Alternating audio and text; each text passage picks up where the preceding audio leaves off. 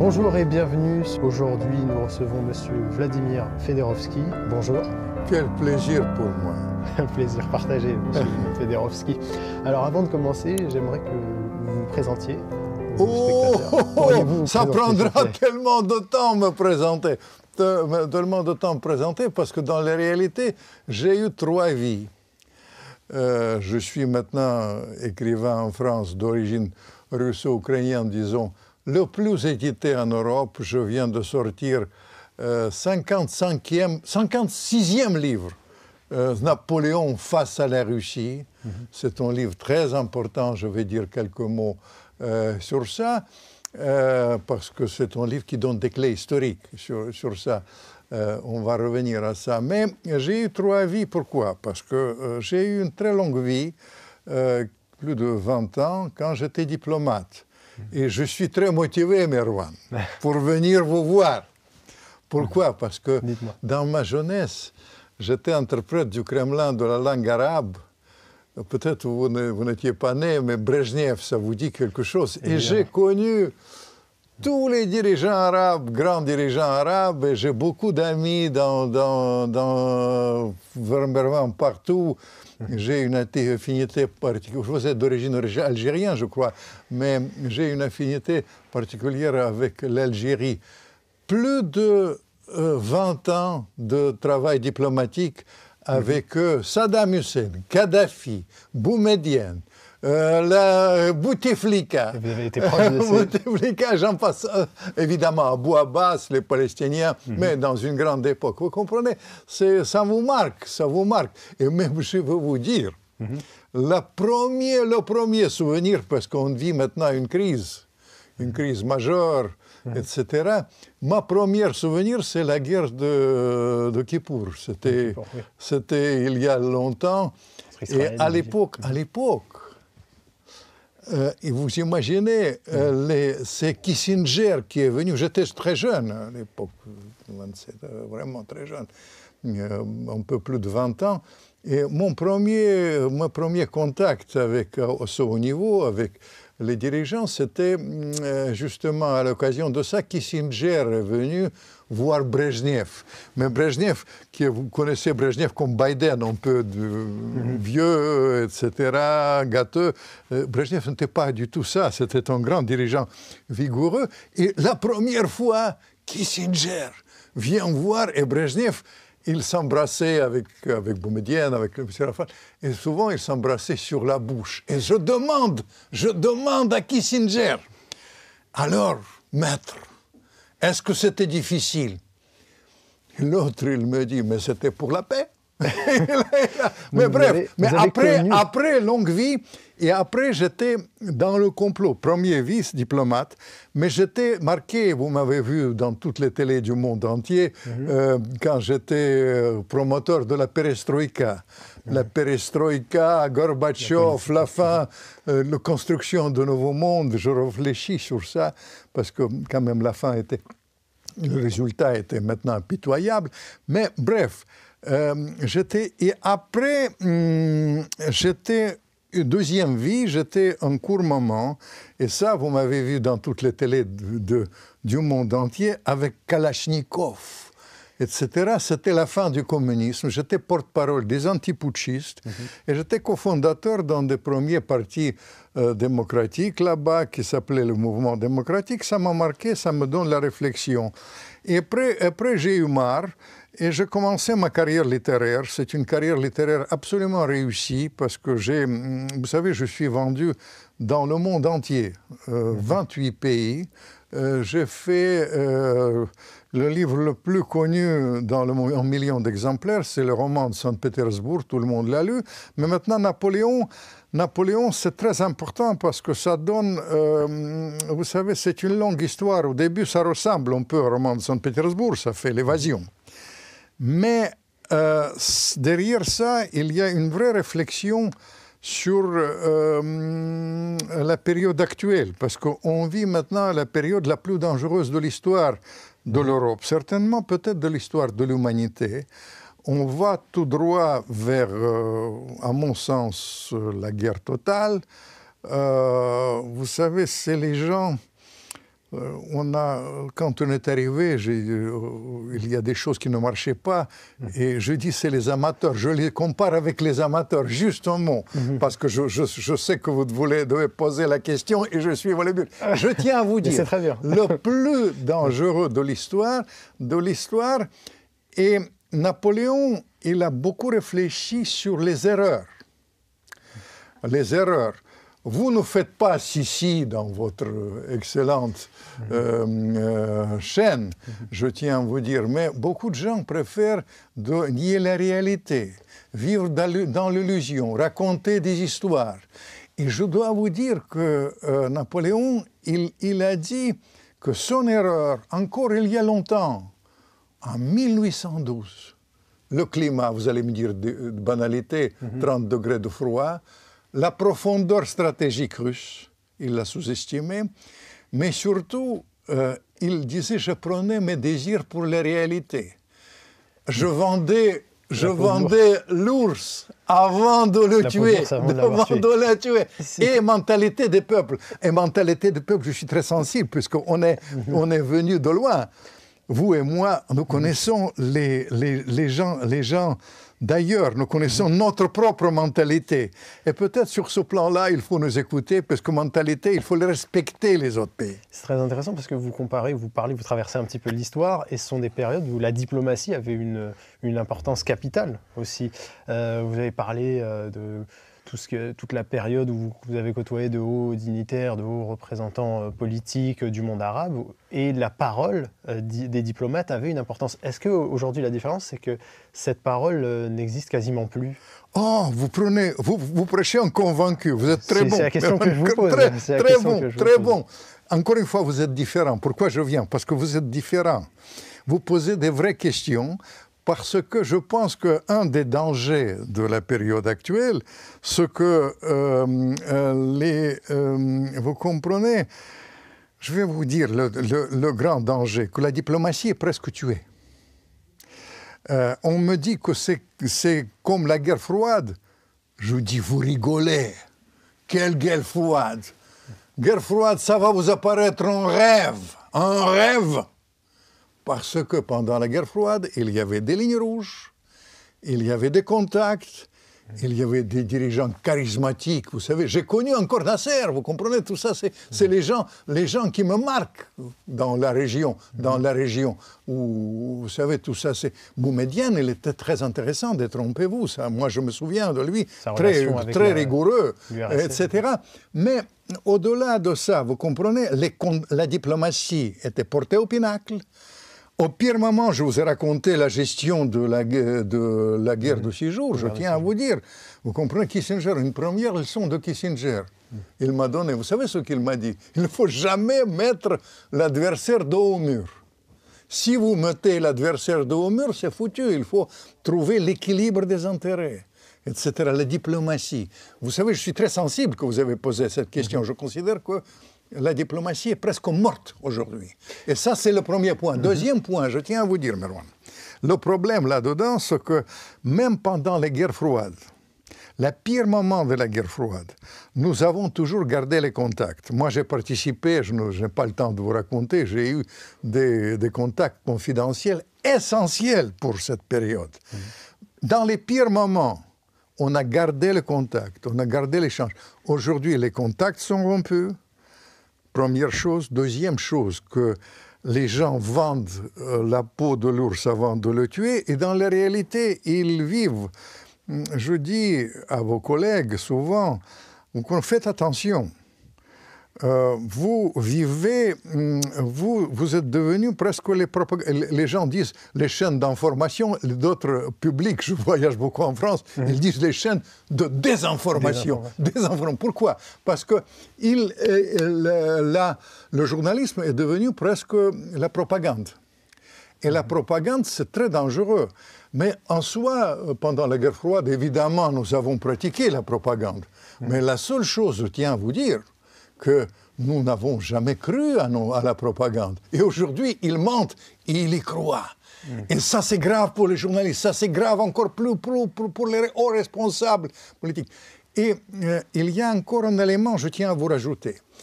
Vous comprenez, tous ces gens-là que je fréquentais. On a parlé de Boumedienne. Boumedienne, c'était la guerre d'Algérie. Il connaissait la guerre. Bien sûr. Brejnev, c'est la guerre contre les nazis. Il était un général, il était blessé, il a failli mourir dans la lutte contre les nazis. Vous comprenez? Eisenhower, autrefois. Kennedy. Pourquoi je dis que quand je ne dors pas la nuit, j'allume le discours de Kennedy. Et Kennedy, il disait dans la guerre qui nous attend, il n'y aura pas ni vainqueur ni vaincu. Ni vainqueur ni vaincu, parce que c'est la guerre nucléaire. Bref, ces gens-là, ils connaissaient ils connaissaient la guerre pas dans l'ordinateur. Bien sûr. Ils connaissaient ça physiquement. Et ça, c'est un truc. Et il y a encore une chose qui est gravissime. D'où vient d'ailleurs Napoléon face à la Russie, mon dernier livre. Parce que les gens, vous comprenez, ils sont souvent, dans la réalité, pas seulement compétents, ils sont souvent incultes. Vous savez qu'une fois, de la dernière rencontre avec Kissinger, je lui ai dit, maître, mais c'est pire que la guerre froide, il a dit la propagande, etc., etc. Il faut qu'il relise Tolstoï, je lui ai dit, pour réfléchir. Et vous savez ce qu'il me répond? Non, il faut qu'il lise. Qu'il lise Tolstoï. Lise Tolstoï. Vous comprenez? Tout ça, c'est le monde qui vit. D'où vient ma motivation? Vous savez, quand je parle, vous savez, je suis quand même poli, il m'invite tout le temps. Je bats tout le record avec mon accent là-bas, chez vos concurrents. Je tiens à vous dire, vous savez, je suis poli, etc., mais je dis qu'il faut, je m'éclipse. Et même avec vous, je ne vais pas vous donner mon sentiment personnel. Je tiens à vous donner les éléments de réflexion.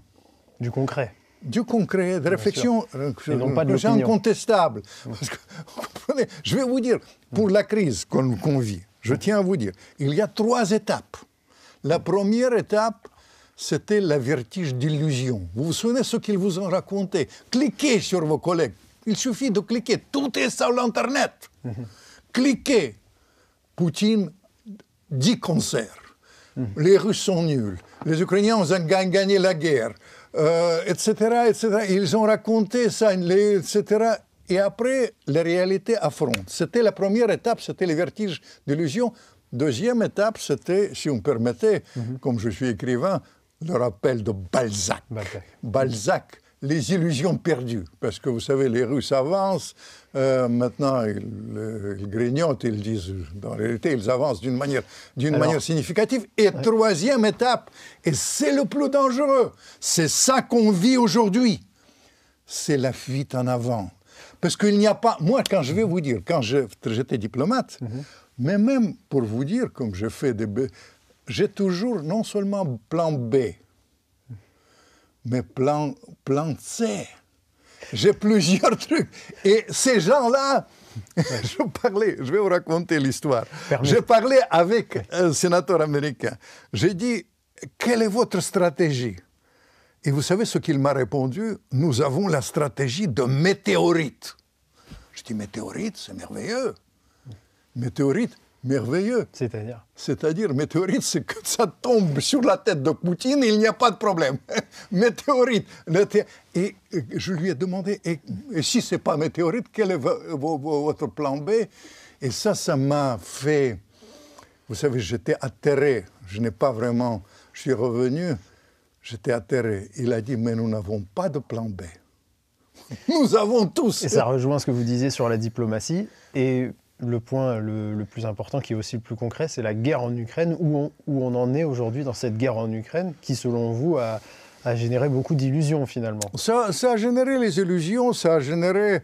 vous savez, les gens prenaient leur désir pour la réalité. Mais je ne vous cache pas que tout le monde était dans l'illusion. Poutine, il était au début dans l'illusion qu'il va faire ça rapidement. Il était piégé. Un jour, je vais raconter, il était piégé royalement par les Américains. Quels étaient les objectifs du Kremlin au départ? Non, au départ, c'est un truc, c'est une chose très simple. Vous savez, ça remonte à ma période. Et je tiens à vous désenchanter, pour vous dire la vérité. Et je désenchante, mais je suis obligé de vous dire la vérité. Vous comprenez, dans ma longue vie, j'ai assisté à des promesses qui ont été données par les Américains physiquement à Chesté. Les Américains, après, ils ont nié, mais pas tout le monde. Il y a l'ambassadeur américain maintenant qui confirme, heureusement pour moi, ce que j'ai vu.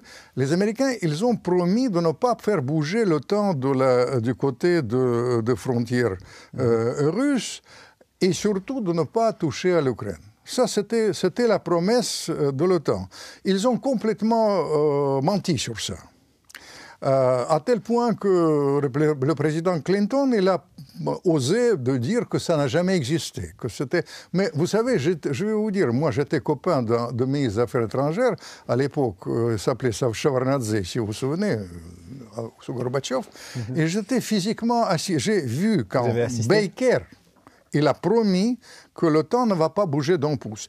Et pour les Russes, ils ont dit ça plusieurs fois, mais le plus connu de déclaration, c'est entré dans les annales diplomatiques, c'était à Munich en 2007. Il a dit, vous savez, si vous bougez du côté de l'Ukraine, pour nous, c'est complètement inacceptable. Pourquoi? Je vais vous dire, la base est complètement physique. C'est la base et du caractère technique même. Vous savez, si vous installez les fusées à la frontière ukrainienne, vous êtes à 5 minutes de Kremlin. Et ça, c'était la base que ça change complètement le côté stratégique. Poutine l'a répété publiquement, il a essayé de trouver l'arrangement avec l'OTAN, les fameux accords de Helsinki, pardon, de Minsk, je veux dire, oui. Helsinki, c'est mon époque, c'est Brezhnev encore. Et bref, ça s'est passé comme ça, la première chose. Après, il était dans le choix impossible dans la réalité.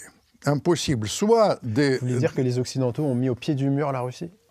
Ils ont été... Poutine, il dit que je n'avais pas de choix. Il n'avait pas de choix, mais il y avait encore... Ça, c'est amusant pour un écrivain, pour vous décrire, vous comprenez? Je pense que les écrivains, que les Américains, ils ont piégé aussi sur le plan de renseignement, Poutine, parce qu'ils connaissaient ces plans. Les Américains affirment qu'il y avait une taupe au Kremlin. Ça, c'est plus douteux, mais je pense qu'ils ont quand même réussi à, vous savez, briser le code du ministère de la Défense. Ils connaissaient très bien comment ça s'est passé, mais au-delà de ça, un jour, je vais raconter, ils ont miroité que la direction militaire ukrainienne va passer de leur côté, que ce sera une opération très courte. Et ça, c'est une erreur d'analyse de Poutine. Ça s'est révélé pas si courte que ça. La réaction occidentale a été exubérante avec les sanctions, avec la livraison massive d'armes. Mais vous savez, la première étape, je dis illusion de Poutine, mais il y avait les illusions occidentaux qui ont été, à mon sens, dramatiques. La première illusion, vous connaissez la phrase d'un ministre français qui disait que je vais mettre la Russie à genoux 2 semaines après. Quel genou? Vous comprenez, ils ont... Vous savez, les deux erreurs capitales qu'ils ont sérieusement pensé que l'économie russe va s'écrouler. Vous savez, vous connaissez très bien les chiffres, 3,8, mais en tout cas, la croissance est là. Mais même au-delà de ça, sur le fond, je vais vous dire, le vrai problème et l'erreur d'analyse occidentale, ce que la Russie a su transformer très vite son complexe militaire industriel. Pourquoi je reviens à Napoléon? Parce que Napoléon, il a utilisé le mot arrogance occidentale face au peuple russe, capacité russe. Et il y avait l'arrogance, il a dit les Russes sont nuls, ils ne peuvent pas transformer leur complexe militaire industriel, ça va s'écrouler, etc. Mais c'était le contraire qui s'est passé. Ça, c'est la première erreur économique. Il y avait aussi militaire, parce que vous comprenez, si je vous donne les chiffres, mais le président Macron, il a donné en fait les chiffres en partie, mais je vous donne les chiffres, par exemple, sur les munitions. La France produit 45 000 dans une année et demie, si vous me permettez à votre chaîne, Inch'Allah, les choses, mais les Russes produisent déjà 2,8 millions cette année, des munitions. Vous comprenez, la disproportion est énorme. La disproportion aussi, le mépris pour les compétences russes, mépris pour les compétences militaires. Et ça, c'est propre à Napoléon, autrefois. Ça, c'est le premier point. Je tiens à vous dire, il y a un deuxième point, le caractère géopolitique, et ça nous concerne directement à votre chaîne. C'est qu'ils ont été persuadés que la Russie sera, ils utilisaient beaucoup, cliquaient sur ça pendant 2 ans, ils disaient la Russie isolée, la Russie était seule, etc. Ça s'est révélé complètement faux. 85% de la population du monde ne soutient pas les sanctions. Ça, c'est une évidence. Ils mènent les relations très fructueuses. L'Inde n'a jamais vendu, par exemple, ni acheté aux Russes le pétrole, n'a vendu. Aujourd'hui, l'Inde vend le pétrole russe, il faut le dire, aux Occidentaux. Simplement, elle prend sur la route, plein de choses. Et mais la plus grande erreur géopolitique de ça, je vais vous parler. Je vais dire quelques mots avec mes affinités avec le monde arabe, je vais dire quand même avec le monde arabe, sur le monde arabe, mais la plus grande, vraiment, bêtise, si on permettait le mot poli, occidentale, c'était qu'ils ont jeté la Russie dans les bras de la Chine. Ils continuent à vivre dans l'illusion que la Russie et la Chine n'agissent pas côte à côte. Mais s'ils connaissaient vraiment la coopération dans le domaine militaire, dans le domaine, s'il vous plaît, nucléaire. Vous savez que les Chinois, ils ont installé toutes leurs installations à la frontière russe et ils couvrent ça de l'espace avec les Russes. Et ça, c'est la plus grande bêtise. Il y avait aussi une erreur de caractère, comment vous dire, à mi-chemin politique. Ils sont sérieusement pensés. Tout d'abord, ils ont raconté n'importe quoi, que Poutine il a dit cancer, qu'il va mourir, tout le monde va mourir. Mais surtout, leur logique, c'était que les Russes, ils vont foutre dehors Poutine. Et les Occidentaux, ils ont fait tout pour augmenter la popularité de Poutine. Vous savez, ma femme est persuadée qu'à la Maison-Blanche, il y a une taupe qui contribue à la popularité de Poutine. Comment? Parce qu'ils disent, il interdit en Italie, ils ont interdit Dostoïevski. Ils ont essayé d'interdire Tchaïkovski dans les salles de tout ça.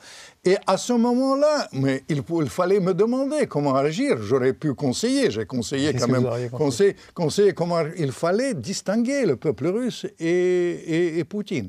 Mais au lieu de ça, ils ont réuni le peuple de Poutine et ils continuent.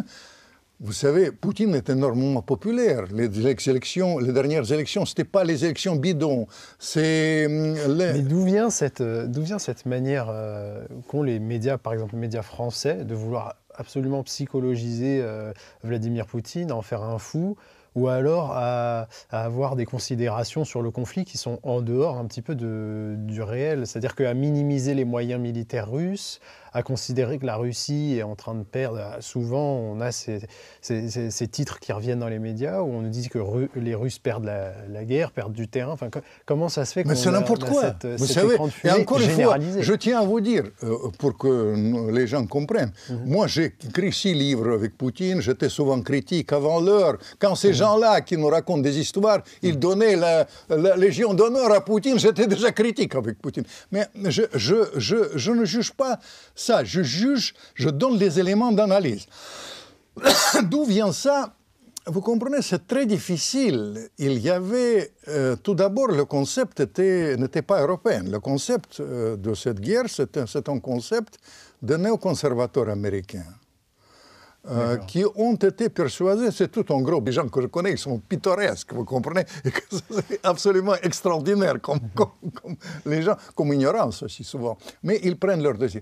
Et ils ont dit, il faut tout d'abord, ils ont, souvent qu'ils sont venus là-bas, ils ont des comptes à régler avec la Russie, mais en tout cas, ils sont dans la logique qu'il faut vraiment que c'est possible de détruire la Russie. Donc vous dites... Ça, c'est le premier point. Deuxième point, je tiens à vous dire, c'est les Russes qui sont un peu responsables de ça. Je vais vous dire comment. Parce qu'une partie des Russes, une minime partie, d'ailleurs Poutine il a contribué à ça, il a dit partez, les gens pro-occidentaux qui sont partis. Ils sont partis. Et comme ils vivent ici, vous savez, ils doivent survivre, comme tout le monde. Ils subissent les contraintes aussi. Ils essaient de trouver un job. Les Américains payent un peu les Russes. Et ces Russes, moi je parle souvent avec les Américains, je dis d'où viennent vos bêtises absolues, ça ne correspond à rien. Ce que vous racontez, ça ne correspond à rien. Ça s'est révélé. Maintenant, ça saute aux yeux. Vous comprenez, les Russes avancent, ils ont le complexe se transformer, BRICS existe, etc. Tout ça, c'est chaud. La Russie n'est pas isolée, etc., etc. Et la culture russe n'est pas anéantie, au contraire, c'est devenu de plus en plus populaire. Mais bref, les choses comme ça. Et vous savez ce qu'ils me disent? Mais on paye certains Russes, ils nous racontent ça. Et après, j'ai dit, écoutez, si vous payez les Russes, ils vont vous raconter ce que vous désirez. Vous comprenez? Il y a aussi ça. Il y a aussi, mais objectivement, moi je suis aussi responsable de ça, en quelque sorte. Parce que j'appartiens au complot de Gorbatchev avant l'heure, et pendant la période Gorbatchev, nous avons proposé une nouvelle manière de faire la diplomatie et la politique. C'était l'équilibre des intérêts, c'était les gens qui ont été très différents de ça, mais les Occidentaux, ils ont pris ça pour la faiblesse. Une diplomatie proche de ce que fait la Chine, un peu. La Chine est plus sophistiquée que nous. La Chine est plus lucide par rapport à l'Occident. Parce que je vais vous dire, je ne vais pas vous raconter la face secrète de Gorbatchevisme, mais Gorbatchev, il se prenait pour un prophète. Dans la réalité, il pensait qu'il va transformer le monde. Et ça, c'était une erreur de Gorbatchev. Et après, il y avait la même illusion que les Occidentaux. Il prenait ses désirs pour l'héritier par rapport à l'Occident. Et pourquoi je suis fautif? Parce que franchement, avec mes rapports extraordinaires avec les grands dirigeants, je vous ai raconté, notamment avec Chirac, j'ai présenté à eux les meilleurs de l'Occident. Et l'Occident, c'est pas ça. L'Occident, c'était souvent, ça s'est révélé médiocrité d'aujourd'hui, ça s'est révélé l'inculte, ça s'est révélé incompétent, ça s'est révélé vraiment le désir de vivre dans l'illusion. Tout ça, c'est les choses très sérieuses qui nous rattrapent. Mais simplement, j'ai, pour vous dire, Merwan, mon problème maintenant, je n'ai pas souvent raconté ce que je raconte. Vous savez, je suis plus poli, plus politiquement correct quand je parle ailleurs. Chez vous, je pense qu'on est arrivé maintenant à un point de rupture. Et dans ce point de rupture, il faut cesser de vivre dans l'approximation. On est au bord de gouffre. Et simplement, on a vécu pendant la guerre froide au bord du gouffre. Mais on a calculé à 1 millimètre près. Et aujourd'hui, on est dans l'illusion, c'est même... Parfois, je baisse les bras. Est-ce que c'est l'incompétence? Vous dites que vous avez passé du temps avec Jacques Chirac, qui avait une relation très privilégiée avec Vladimir Poutine. Évidemment. Mais si on permettait, on a mis de 40 ans personnel. Quel est votre regard sur cette période-là? Comment étaient les relations? Je vais vous dire sur le plan sérieux. Vous savez, le salut aujourd'hui, moi je suis très francophile, comme vous l'êtes. Je tiens à vous dire, dans France et en Occident, il y avait une très grande vision, une grande tradition diplomatique. Je l'appelle la tradition gaulo-mitterrandienne. L'Europe de l'Atlantique à l'Oural, la maison commune de Mitterrand. Et Chirac, il était... moi, j'ai souvent parlé avec lui, il était... Tout sauf inculte d'ailleurs, parce que, vous savez, il traduisait Eugène Onegin. Et je me souviens, quand je l'ai reçu chez moi, c'était le jour de la fin du communisme, vous savez ce qu'il m'a demandé? D'aller au tombeau de Pasternak, de Dr Zhivago. Il récitait les vers en russe. Tout ça, c'était Chirac. Mais au-delà de ça, il était tout à fait dans cette grande tradition. Il me disait souvent que l'Europe, l'avenir de l'Europe, si l'Europe veut être vraiment importante, c'est l'ouverture vers les autres civilisations. Vous connaissez jusqu'à quel point il était ouvert vers le... Mais finalement, pourquoi ne pas revenir à cette affaire extraordinaire et prémonitoire, vous savez, de la guerre en Irak, quand il était quand même sérieux, il a travaillé avec Poutine, avec les Allemands. Pour revenir à ça, il me disait beaucoup que l'avenir de l'Europe, c'est 3 piliers. C'est la technologie allemande, c'est les ressources énormes de la Russie. De la Russie, et c'est la France avec sa tradition diplomatique et avec les choses comme ça. Et moi, je suis persuadé que c'est quelque chose d'important. En plus, à cela, il faut rajouter cette ouverture qui est la mienne, qui est la vôtre, cette ouverture sur l'Orient, sur le Proche-Orient, qui est très important pour moi. Aussi, dans le cas de Chirac, franchement, j'ai vu jusqu'à quel point il est resté populaire dans le monde arabe. Ça compte pour moi, mais c'est un ami profond. Et en France, ça existe. Aujourd'hui, simplement, c'est étouffé. Il y avait une logique dans cela. J'ai commencé à développer ça à propos des néoconservateurs américains parce que le but de l'exercice, détrompez-vous. L'Ukraine, c'est un instrument pour les néoconservateurs américains. Ils construisent. Mais dans la réalité, il y avait les choses primordiales. La chose primordiale, d'ailleurs, ça ne concernait pas la France aussi. En France, ils ont pensé que cette tradition gallo-méditéranéenne, c'est contraire aux intérêts américains. En France. En France. C'est-à-dire, ils voulaient casser aussi ça, à mon sens. Ils me disaient ça, au fin. Parce que vous savez, n'oubliez pas que j'ai une double aussi origine. Mon père était un grand Ukrainien et ma mère était russe. Alors, quand je parle, ils peuvent me parler doublement et parfois, ils me parlent plus ouvertement qu'aux autres. Et deuxième aspect que je tiens à vous dire à ce propos, les néoconservateurs américains, ils voulaient surtout casser toute la possibilité de la prospérité à l'Europe basée sur le pétrole et le gaz russe bon marché et la coopération technologique avec l'Allemagne. Le but de l'exercice, et sur ce plan-là, il ne faut pas se leurrer, ils ont réussi parce que la prospérité de l'Europe est cassée. Elle était aujourd'hui le dindon de la farce, c'est évidemment l'Europe, mais simplement dans l'exercice, et même l'entrée dans l'OTAN, ils vont vous sortir tout de suite que, vous savez, la Finlande et la Suède est entrée dans l'OTAN, mais le problème là-dedans, c'est que si on regarde ça en dehors du nombril de l'Europe, en dehors de l'eurocentrisme, vous allez voir, ça saute aux yeux. Le monde multipolaire est né aujourd'hui. Et ça, c'est absolument certain. La coopération avec la Chine, inévitable, avec l'Inde, avec le monde arabe, le retour de la Russie dans le monde arabe, s'il vous plaît. Tout ça, c'est les choses évidentes. Et je pense que sur ce plan-là, c'est irréversible. Et le résultat de ça, si on évite le pire. Parce que, vous savez, je vais vous dire, l'autre jour, ministre de la Défense allemande, il a dit que la guerre avec la Russie est inévitable dans 5 ans. Il rigole. C'est grave. C'est grave. Pourquoi? Parce que c'est grave doublement. Le personnage était un peu bizarre, parce que vous savez, le but aussi, vous savez, tout ça s'est faussé par une chose que je tiens à vous dire. En France ou ailleurs, les gens pensent en premier lieu à la politique intérieure. Ils ne pensent pas globalement sur le plan stratégique. Ils pensent à la politique intérieure, et la politique intérieure, je ne vous cache pas que ça peut fausser les choses. En l'occurrence, ce monsieur ministre, il pense surtout à prendre la place de Scholz.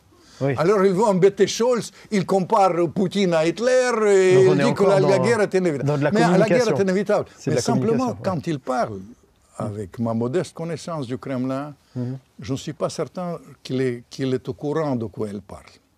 Parce qu'il sait de quoi il parle. Parce que tout d'abord, la guerre se décide maintenant, pas dans 5 ans, mais la guerre va se décider plus rapidement qu'on pensait, puisque les Russes sont réunis une énorme force de frappe, etc. Simplement, Poutine, comment... L'Europe est déjà en guerre. L'Europe, oui, bien sûr. Mais s'il pense sérieusement de la guerre, il n'y aura pas d'Allemagne. Vous comprenez, la guerre, c'est la guerre nucléaire. Les premiers qui vont disparaître, c'est les Allemands. Vous comprenez? Toutes ces phrases de caractère propagandiste souvent, de caractère de politique intérieure, nous faussent l'analyse. Oui. Et je crains que dans le contexte actuel, comme ils sont dans l'impasse, comme ils ont commis des erreurs d'analyse majeures, l'impasse, c'est le mot de Zaloujny, ancien chef d'état-major ukrainien, il parle tout le temps de l'impasse. L'impasse, il a raison. Impasse, comme tout le monde est dos au mur, tout le monde est dans l'impasse, je crains qu'il ne se rend pas compte du côté dangereux de la situation. Il y a quelque chose qui ressort de ce que vous dites, qui est très intéressant. Selon vous, l'Europe est un intermédiaire dans une guerre entre les Américains et les Russes, une guerre directe. Donc les Américains envoient les c'est beaucoup plus grave. Les Européens. C'est beaucoup plus grave que l'Europe. Le problème là-dedans, c'est que Les Américains, d'ailleurs, ils ont refilé le bébé à l'Europe.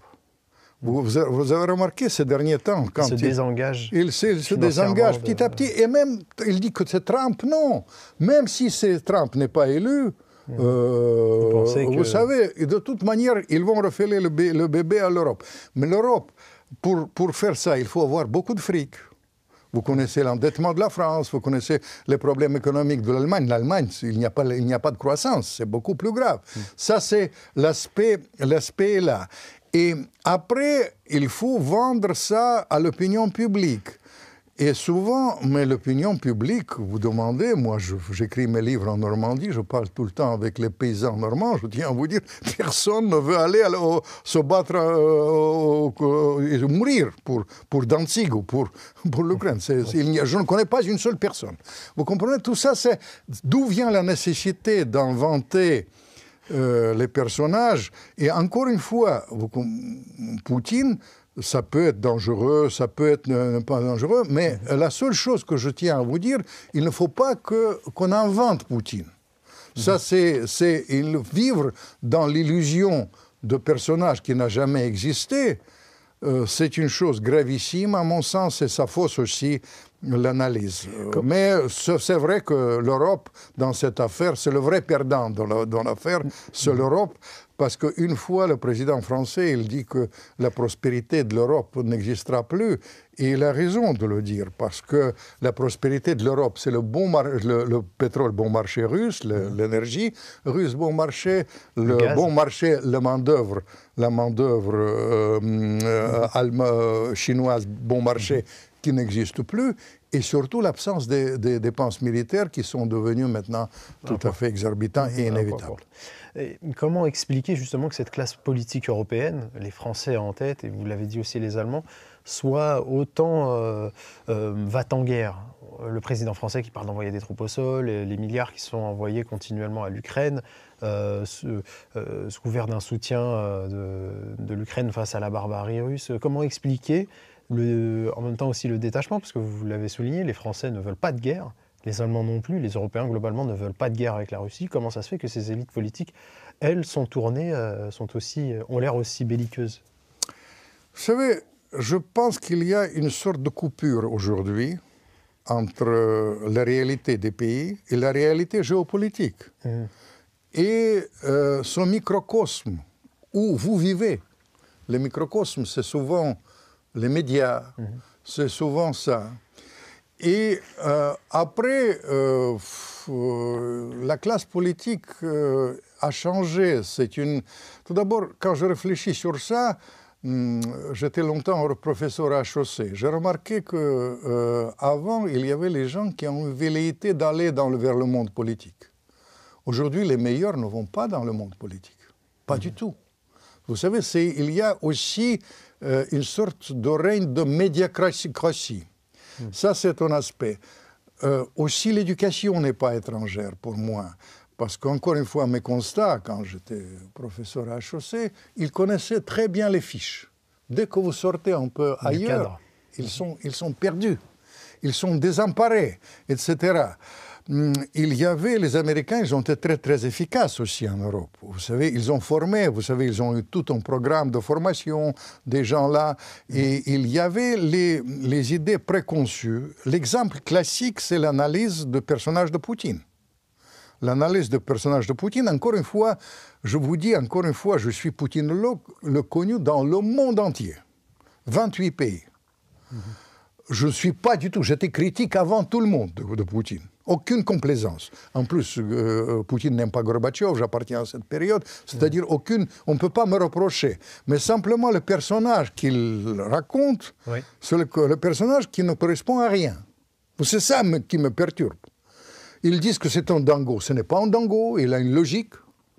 Il a une logique qui est la sienne, que je combats. Mais il faut comprendre la logique. Il a une certaine mentalité.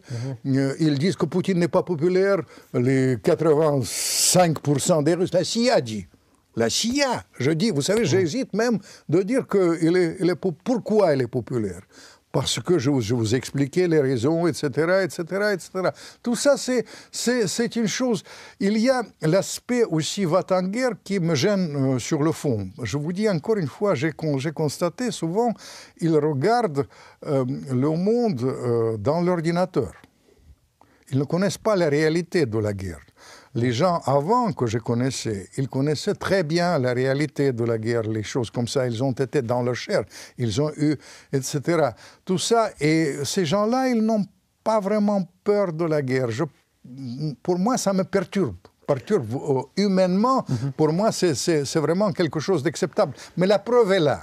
Ils ont été à côté de la plaque pendant 2 ans.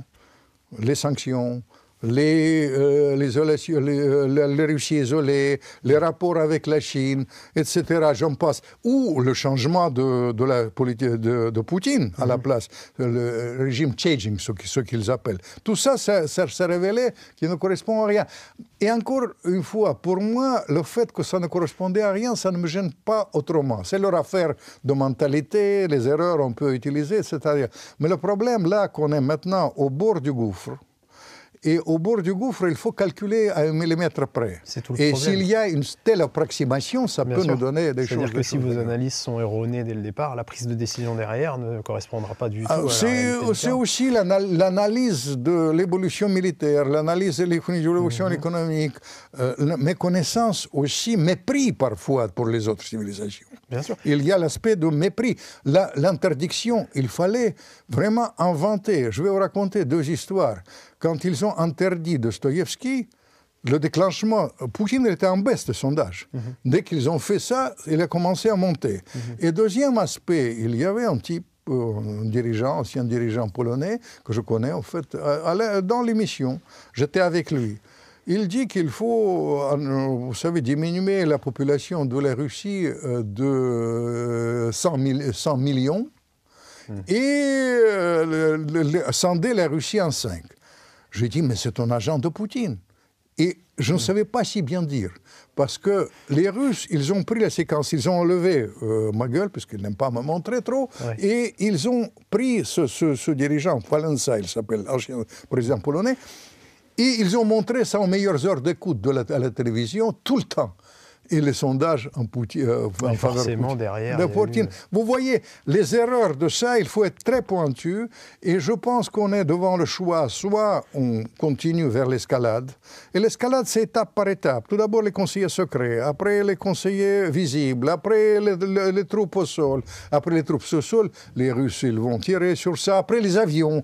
Il n'y a pas de piste. Dans ce cas-là, il faut installer les avions en Pologne ou en Roumanie. Dans ce cas-là, on va vers la guerre mondiale, puisque les Russes répliquent. Vous savez, c'est vietnamisation du conflit qui se passe devant nos yeux. Soit on va vers ça, et dans ce cas-là, à l'arrivée, je suis absolument certain qu'on va vers l'apocalypse, l'Armageddon, comme je dis. Soit on réfléchit, dans ce cas-là, il faut arrêter l'exercice et organiser le plus vite possible la conférence de la paix, de préférence à Paris. Et quel a été votre point de vue, là, je reviens un petit peu en arrière, quel a été votre point de vue, par exemple, sur les accords de Minsk donc il y avait François Hollande, Angela Merkel et Vladimir Poutine. Donc il y avait une démarche supposée de vouloir apporter la paix dans le Donbass, de pouvoir y mettre un certain équilibre. Vous savez, à l'époque, un certain équilibre était possible. Mais les accords de Minsk, c'était éminemment profitable à l'Ukraine. C'était les choses, ils ont été, si les accords de l'Ukraine se réalisaient, l'Ukraine aurait été complètement renforcée, il y aura une frontière garantie, etc. Mais il fallait accepter le statut de l'Ukraine, vraiment les choses. Moi, je pense que c'était une erreur qu'on n'a pas appliqué ces accords. Et c'est dû à quoi, justement? C'est dû parce que c'était inacceptable pour les Ukrainiens. Et puis le concept, maintenant Hollande le dit publiquement, Merkel l'a confirmé publiquement, que dans l'esprit occidentaux, ils ne voulaient pas jamais réaliser ça. C'est une bêtise de leur part, parce que c'était profitable pour l'Ukraine. Mais ils voulaient simplement renforcer l'armée ukrainienne dans le futur conflit inévitable avec la Russie. Ils se sont placés déjà dans le conflit inévitable avec la Russie. Et Poutine, à l'époque, il hésitait. Mais le but de l'exercice, l'exercice, vous savez, je suis d'origine ukrainienne, je tiens à vous dire, réellement parlant, on aurait pu trouver l'arrangement déjà après le début du conflit. C'était les accords d'Istanbul qui étaient encore plus importants. Parce que l'exercice pour les Russes, leur fixation, c'était que l'Ukraine ne soit pas dans l'OTAN. L'Ukraine garde son statut neutre. Mais ils acceptaient à l'époque, ils acceptent toujours l'entrée de l'Ukraine. C'est difficile de faire sur le plan pratique l'entrée de l'Ukraine dans la, vous savez, dans la, pas dans l'OTAN, mais à l'Union européenne. Tout ça, c'était pour eux. Et moi, je suis dans la logique gaullienne et comme Ukrainien, je tiens à vous dire, ça n'a jamais, j'ai jamais compris en quoi l'Ukraine neutre dans le cadre de l'Union européenne, perspective. Mais surtout l'Ukraine, comme je suis ukrainien, qui prend l'argent chez les Occidentaux, qui prend l'argent chez les Russes, qui est en trait d'union. En quoi ça vous gêne? Et ça nous a ramené, vous connaissez les chiffres mieux que moi, à des millions, des centaines de millions de gens tués. Dans l'impasse totale sur le plan, parce que l'impasse est totale. L'alternative, c'est soit la guerre mondiale ou les Russes. Sur le plan tactique nucléaire, j'ai oublié de vous dire, vous savez, au bout de l'exercice, c'est l'utilisation des armes nucléaires tactiques. Et sur les armes nucléaires tactiques, l'avantage des Russes, c'est 1 à 10. Vous comprenez? Les choses sont pratiques. C'est-à-dire l'antissement du monde, que les Américains d'ailleurs ne souhaitent pas, parce qu'ils ne sont pas fous, qu'ils vont refiler ça, l'affaiblissement de l'Europe, l'anéantissement de l'Ukraine. Moi, je suis ukrainien dans le but de l'exercice. Moi, sur ce plan-là, je regrette beaucoup que Minsk, que les accords de Minsk n'ont pas été appliqués et que plus tard, en mars, à Istanbul, c'est les Anglais et les Américains qui ont bloqué les accords d'Istanbul qui auraient pu stabiliser la situation et éviter le prolongement et l'impasse qu'on vit maintenant. Si en termes d'armement, c'est complètement déséquilibré en face de la Russie et de ce qu'elle peut produire d'armes, voire armes hypersoniques qui ne sont même pas encore détenues en Europe, pourquoi continuer s'entêter à vouloir armer absolument l'Ukraine ? Vous savez, il y a les conservateurs, néoconservateurs américains, c'est eux qui donnent les éléments de langage à l'Europe et à tout le monde. C'est public, ils sont chargés. C'est les accords du GC, c'est-à-dire ils donnent les éléments de langage. C'est pas un secret, ils le reconnaissent. Et l'Europe assimile ça. Ils disent que, par exemple, leur principale thèse, que Poutine il ne va pas s'arrêter à la frontière ukrainienne. Je dois vous dire, si je parle avec tous les généraux du monde entier, aucun général en privé, parfois en public, mais surtout en privé, nous dit que Poutine est capable même d'occuper toute l'Ukraine. Mais une fois, j'ai dit qu'il ne peut pas envahir toute l'Ukraine, parce que physiquement, il faut avoir... Vous savez, ils ont maintenant disponible au moins trois fois plus d'hommes. La France était occupée pendant la période nazie avec 500 000 hommes. Vous comprenez? Il faut avoir ça. Deuxième chose, Poutine, c'est ces pauvres types des chaînes d'information qui nous racontent que Poutine est fou. Poutine n'est pas fou. Et comme il n'est pas fou, il sait très bien que s'il entre demain, qu'il attaque demain la Pologne, c'est l'article 5 de l'OTAN qui fonctionne, c'est-à-dire c'est la guerre mondiale. Il ne veut pas la guerre mondiale, du moins tout de suite, vous comprenez? C'est-à-dire les choses comme ça. Ce que veut Poutine, dans la réalité, c'est assurer, je vous dis, je ne partage pas sa logique, mais dans sa logique, ce qu'ils appellent la sécurité de la Russie. Éviter que l'Ukraine soit dans l'OTAN, et après, trouver un modus vivendi. Mais tôt ou tard, il faudra trouver un modus vivendi avec les Russes.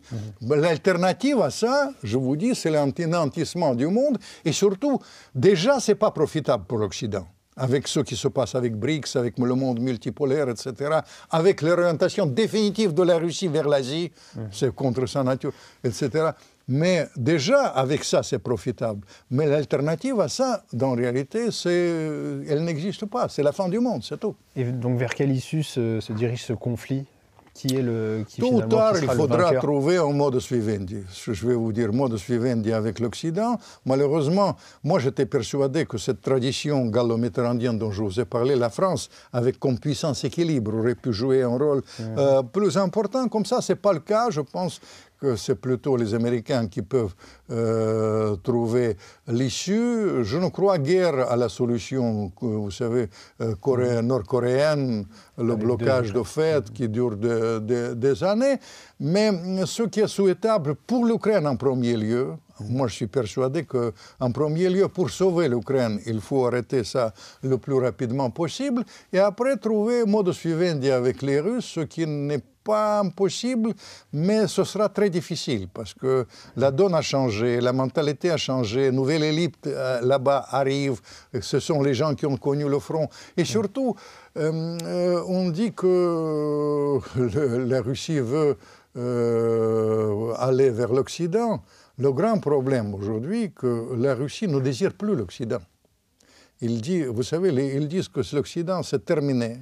Ils ont vendu leur âme aux Américains, ils sont devenus vassaux des Américains, et par conséquent, l'avenir se passe ailleurs, avec les pays ailleurs, avec l'Asie, en premier lieu avec l'Asie, mais aussi avec l'Afrique, avec le monde arabe, et ils travaillent sérieusement.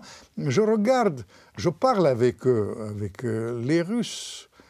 C'est presque une période dramatique pour moi. Malheureusement, mais je voudrais revenir à ça.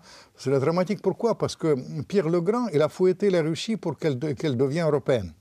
Après, il y avait Catherine II, après, il y avait la guerre de Napoléon, Alexandre, etc. Toutes ces choses-là, Pouchkine, Tolstoï, etc. Et puis, c'est terminé. Et je voudrais quand même donner une note d'optimisme à la fin de notre conversation. Je vais vous dire... la Russie était diabolisée à mort, plusieurs fois. Mais peut-être la plus grande diabolisation de la Russie, c'est certainement pas Napoléon, parce qu'il n'y avait pas de haine pendant Pourquoi je publie ce livre? Parce qu'il y avait, pendant la guerre napoléonienne, il n'y avait aucune espèce de haine entre les populations. Mais la haine et la diabolisation de la Russie étaient pires que maintenant. C'est rare que c'est pire, mais c'était après la guerre de Crimée. C'était au milieu du 19e siècle, 51-54. Et à ce moment-là, les Russes, mangeurs d'hommes, évidemment, le pas logique, antichrist, tout le truc, il était raconté, les caricatures, si vous regardez, c'est pire que maintenant. Et après, il y avait un écrivain français, un aristocrate. Il s'appelait Vicomte de Vogüé. C'était un amateur de la chasse à l'ours.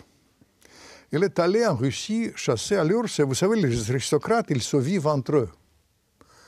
Il vivait avec ces aristocrates, on lui a donné quelques noms, il est allé voir ces aristocrates. Qui étaient ces aristocrates? C'était Tolstoï, c'était Tourgueniev. Et il a vu tous ces écrivains, il rentre en France, il publie un livre, je le recommande aussi, ça s'appelle Le roman russe, un énorme best-seller. Et après, il y avait le revirement de la situation, il y avait l'alliance franco-russe, il y avait la venue de cette grande tradition culturelle russe avec les ballets russes, Tchaïkovski, Tchaïkovski d'origine ukrainienne comme moi, etc. Gogol, il parle de ça, c'est-à-dire, vous savez, on dit que tout est perdu, que c'est le triomphe de l'amateurisme et de la médiocratie. Et après, rien n'est perdu. Je compte sur ça. Sur l'histoire longue, comme disait le grand historien. C'est justement ce qu'on peut dire, c'est qu'au niveau politique, on a l'impression qu'on a d'un côté des politiques qui voient sur le temps long, à l'Est, et au niveau occidental, qui sont sur un calcul du temps court, à chaque fois. Souvent dans le temps court, mais je ne voudrais pas dire que là-bas, ils ne regardent pas aussi le temps court à l'Est. Il ne faut pas les choses comme ça, mais c'est vrai, je voyage beaucoup, je suis très édité en Chine. Et en Chine, ça me frappe. Parce qu'eux, ils regardent temps long. Ils sont plus... C'est pour ça qu'on conseille d'amis. Parce que parfois, mes amis, où je bats tout le record à la chaîne d'information, ça frôle comment vous dire, presque le racisme, le mépris pour les autres civilisations. En conseil d'amis, il faut avoir beaucoup de respect pour les civilisations venues, pour les gens venus d'ailleurs comme vous et moi, si vous me permettez, mais aussi pour les civilisations d'ailleurs. Et deuxième chose, j'ai souvent parlé de ça avec Chirac. On était d'accord avec un point, parmi d'autres points que nous avons évoqués, que les dirigeants passent. C'est l'écume du jour. Oui. Mais les intérêts nationaux restent. Et une question aussi sur le regard qu'a la Russie et l'intérêt que porte la Russie et aussi la Chine, du coup, sur l'Afrique. Quelle importance revêt l'Afrique pour la Russie ? Vous savez, il y a une grande tradition d'affinité. Je vous dis que les Russes considèrent aujourd'hui que l'Europe a vendu son âme, que le respect des valeurs traditionnelles est nié. En Occident, la famille, toutes ces choses-là, etc. Et ils disent qu'avec l'Afrique, ils ont une très grande tradition de ça. C'est une tradition de la lutte anticoloniale. Moi, j'étais impliqué avec mes rapports avec l'Algérie, notamment. Et quand je parle avec les Algériens, je suis étonné jusqu'à quel point c'est dans le cœur des Algériens. Ça, c'est une chose qui existe bel et bien. Vous savez, le barrage d'Assouane, pour refléter mes contacts avec Nasser, tout ça, c'est quelque chose qui est resté. Ça, c'est le premier point.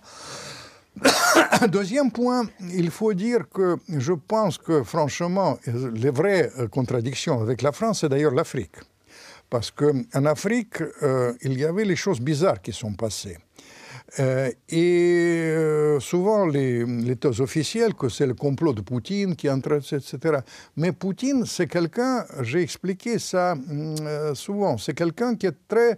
il agit comme un sportif de haut niveau. Il n'est pas boxeur, mais en revanche, c'est un vrai champion dans les arts martiaux, champion de judoka, et il utilise la force ou les erreurs de l'adversaire, surtout la force de l'adversaire, pour remporter.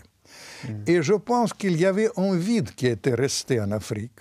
Et il y a une nouvelle génération des dirigeants africains qui sont marqués par le passé et sont revenus. Et évidemment, Poutine il exploite les erreurs des autres, banalement, surtout au-delà des choses de la coopération dans le domaine médical, etc. Il y a une coopération dans le domaine très pointu, dans le domaine de sécurité, où les Russes sont très efficaces et ils exploitent évidemment ce facteur-là. Mais ça, c'est un truc terre à terre, je dirais, de court terme pour revenir à notre conversation, mais plus à long terme, ils sont persuadés que le monde de demain, c'est un monde multipolaire. Et dans le monde multipolaire, il faudra tenir compte de tous les énergies, mais dans la tête de Poutine, je sais ce qu'il lit, comment il lit, etc., il n'y a pas du tout de russocentrisme. Il pense que l'Europe, la plus grande faille intellectuelle européenne, c'est nombril de l'Europe. Eurocentrisme. Il pense que toute l'Europe détient la vérité. Il pense que les richesses du monde, c'est l'équivalence, sinon enrichissement mutuel des civilisations. Beaucoup de respect pour la civilisation asiatique, chinoise, millénaire indien, mais pour revenir à mes conversations à Chirac, qui était un grand connaisseur de l'art africain, aussi un grand respect. Il n'y a pas de supériorité. Nombril, l'arrogance, la faille intellectuelle de ces gens-là, dans la réalité, c'est l'arrogance. D'accord. J'aimerais vous faire réagir sur une interview que Vladimir Poutine a donnée à un journaliste américain, dans laquelle il fait un long passage où il rappelle un petit peu l'histoire de l'Ukraine, de la Russie, et ça a été très critiqué en France par des journalistes en disant bon, il fait du révisionnisme, il revoit l'histoire un petit peu comme il le souhaite. Qu'est-ce que vous en avez pensé? Est-ce que vous pensez que Vladimir Poutine revoit l'histoire pour se donner une certaine légitimité? Vous savez, il y a une certaine vision de l'histoire. Pour dire que c'est le révisionnisme, vous savez, c'est très difficile pour moi de vous dire, comme je suis historien, que Poutine a le monopole du révisionnisme. Vous comprenez? Parce que quand je regarde l'histoire de la Deuxième Guerre mondiale, lisez les manuels de l'histoire américains ou même les français. La place de débarquement et la place de Stalingrad. Comparez ça. Ça, c'est juste ça. Comme c'est sur ce plan-là, vous comprenez, révisionnisme est de votre point de vue, très relatif. Cela dit, en ce qui concerne cette interview, c'était une performance de caractère, je dirais, médiatique, de relations publiques de Poutine, qui a complètement utilisé, parce que l'interview, vous savez, on m'a dit des clics absolument exorbitants. On m'a parlé, vous savez, j'ai lu quelque part que c'est 1 milliard de gens qui ont vu cette interview. Proche d'1 milliard. C'est intéressant ce que vous dites, selon vous, donc, entre Stalingrad et le débarquement. Non, moi je suis très francophile, mais vous comprenez, simplement, je ne voudrais pas revenir à des choses pointues, mais je me demande si quelqu'un va se souvenir qui a été le défenseur du côté allemand, quel était le régiment le plus performant du côté allemand au moment de débarquement. C'est ça. Ça, je ne voudrais pas développer, mais un jour que les gens nous regardent, qu'ils se renseignent. Allez-y. Non, je ne vais pas le faire, comme je suis ukrainien de bonne souche. Alors j'aimerais clôturer sur un point et boucler un peu la boucle, parce que vous parliez de Kissinger au début, et vous aviez dit dans une interview que le travail des Américains, donc de Kissinger, c'était quelque part de faire en sorte que la Chine et la Russie ne soient pas trop proches, voire de les éloigner. Est-ce qu'aujourd'hui on n'en est pas là entre l'Europe et la Russie? Est-ce qu'on est encore... Aussi ça. Mais Kissinger, il m'a dit que c'est l'échec de sa vie. Moi, je l'ai vu très peu avant sa mort. Il dit que c'est l'échec de sa vie parce que l'Occident a poussé la Russie dans les bras de la Chine et par conséquent, ce désir d'éloigner ça. Un des exercices des Américains, c'était évidemment de bloquer cette alliance, grande alliance, parce que pour eux, Chirac, par exemple, il était tout à fait conscient, parce que pour les Américains, c'était absolument inacceptable. Et quand je pratiquais ça avec Gorbatchev, je tiens à vous dire, je disais, faites attention, il ne faut pas que ça soit vu comme une opération anti-américaine, c'est juste opération pour quelque chose, pas contre quelque chose. Mais cela dit, les Américains, ils voulaient absolument bloquer cette perspective de l'alliance, surtout économique, entre l'économie allemande et la Russie. Ils ont bloqué ça, à mon sens, à tout jamais, mais ce sera contre-productif à l'arrivée. Mais comme je crois à la Providence, j'espère bien que la Providence, elle va nous guider vers l'histoire longue et les intérêts bien compris qui sont complémentaires entre la France et la Russie. Eh bien, merci infiniment, Monsieur Fedorovski, pour ce long entretien et riche entretien.